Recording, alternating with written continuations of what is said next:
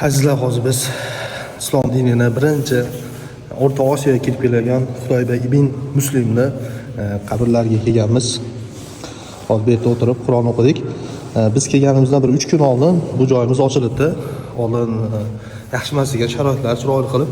Sababi bu odam Xitoyba ibn Muslim deb ChatGPTga yozsangiz ham unday ma'lumotlar beryapti.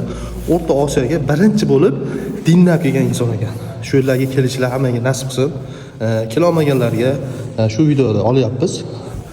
Haqqiga duo qilib qo'ysanglar bo'ladi. Sababi islom dinini olib kelishga sababchi bo'lgan bu inson bo'lgan ekan. Tashqari tomondan ko'rinishlarini qo'yamiz videoda.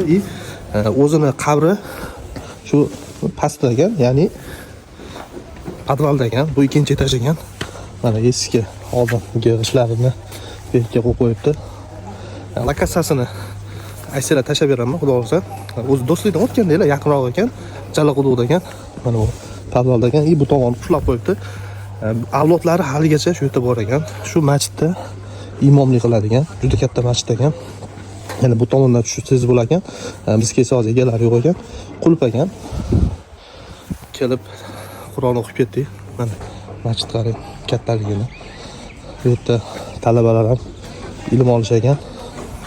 Juda chiroyli qilib qo'yibdi. Sharoitlarni qaranglar. Sizlarga tavsiya qilaman, bemalol kelib telefon qilsanglar lokatsiyasini tashlab beraman. Nomerimiz profilda turibdi. Bemalol aloqaga chiqaverasizlar, xudo xolasa. Kelib ziyorat qilib ketinglar.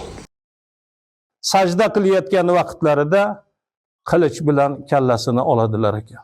715-yili 54 yoshida shahid bo'ladilar. Shu yerga dafn qilinadi. Haqiqiy o'zini qabrlari. Hammamizni musulmon bo'lishimizga, iymon keltirishimizga, Allohning dinini, islomni bizni diyorimizga olib kelgan Qutayba ibn Muslim hazratlari bo'ladilar. Imom Buxoriy Qutayba ibn Muslim hazratlari Allohning dinini bizni diyorimizga keltirgandan 95 yil keyin tavallud topganlar. Davomchilari bo'ladilar. Qutayba ibn Muslim hazratlari bizni diyorimizga Allohning dinini, islomni keltirmaganda bizi diyorimizdan bunday ahli ilm, olimi ulamolar, Imom Buxoriy, Bahovuddin Naqshbandiy, Termiziylar chiqmasdi. Hammamizni musulmon bo'lishimizga sababchi bo'lgan, o'zlarini katta hissalarini qo'shgan Qutayba ibn Muslim bo'ladilar. Ka'batullohda 99 ta ravotlari bor.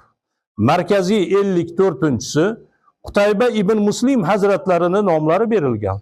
Haj safariga, umra safariga, Imom Buxoriyga borishdan avval ahli ilmlar, bilganlar albatta bu yerda ziyorat qilib, keyingina hajga boradilar.